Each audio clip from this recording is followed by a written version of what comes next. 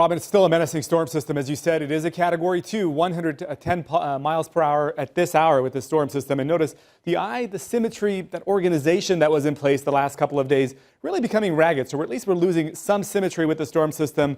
But unfortunately, it has what it takes to maintain at least a Category 2 status inside the next 1 to maybe even 2 days here as it approaches to the north and potentially areas around the Carolinas. And the storm itself, when you kind of look at the scope or the size of it, it has really broadened out. Keep in mind, about a week ago, it was smaller in size than this, areas around, say, Puerto Rico. Now you put it in place to a state such as the size of Alaska.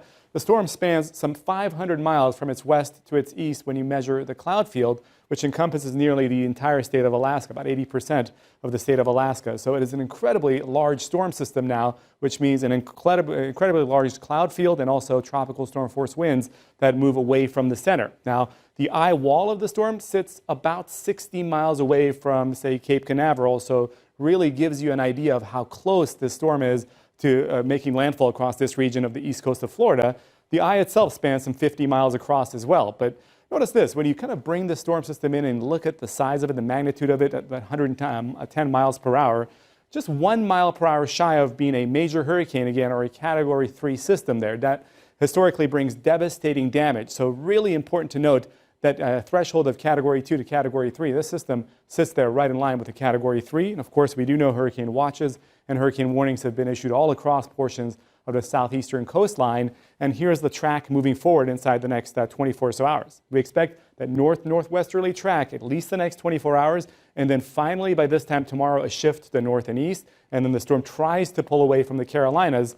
Unfortunately, once you get towards the borders of North and South Carolina, that's where the landmass begins to kind of move out in the path of the storm. And that's when we think landfall is going to be a possibility sometime as early as tomorrow night, but as late potentially as Thursday afternoon across portions of, say, Wilmington, maybe into the Hatteras region. The models have kind of wanted to shift the track a little farther towards the east, but it looks almost certain that portions of the Carolinas will begin to deal with this more directly. And storm surge potential, one of the deadliest aspects of any storm, is among the highest there right across the Carolinas. Robin, as much as 4 to 7 feet going in towards tomorrow night and Thursday morning in that region. Robin. Today was the first day after many days of being here. I've frankly lost count, Wolf, that we were able to get outside. The winds weren't blowing so hard, although they were still blowing pretty hard, that we could try to get around some of this island. Many of the roads are still underwater. Many of them are blocked by submerged cars. We got to one area, though, in East Freeport, where a crew of people, a collection of volunteers, have brought their jet skis, their small boats, and are trying to carry out rescues that the Bahamian government so far has not been able to do. We met one man. His name is Howard Armstrong. He has been pulled out of his house early this morning with just the clothes on his back. He said he had lost everything, including his wife.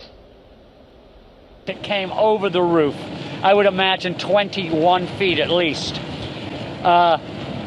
We were doing all right until the water kept coming up and all the appliances were going around the house like a washing machine. That's probably I got hit with something in there.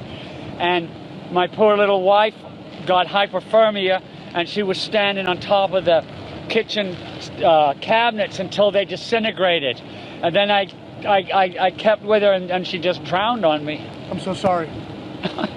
I know. So how did you get out? I got out. I had a big boat anchored in there. I'm a crab fisherman, and I have a 40-footer on a mooring, which stayed there. So I didn't even think it was there.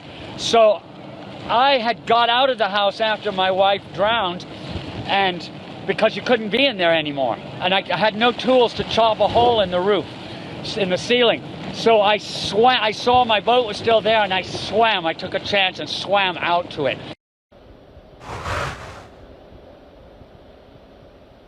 Armstrong said after he swam out, Wolf, he went over to the house of a neighbor, swam to the house of a neighbor who had been calling for help all night long. He said when he looked in the window, he saw her dead body as well. We left Armstrong today. He was waiting to see if his wife's body would be recovered today. Rescuers said, though, their first priority, though, is bringing back the living, rescuing the living.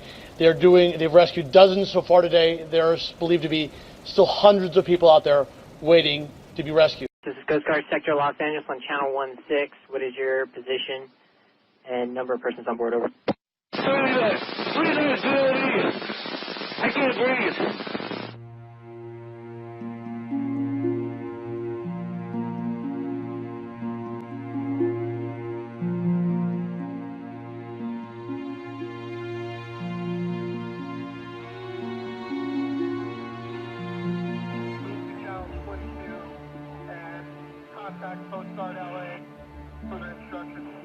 Fire department crews were fighting the fire when the vessel sank 20 yards offshore in 64 feet of water.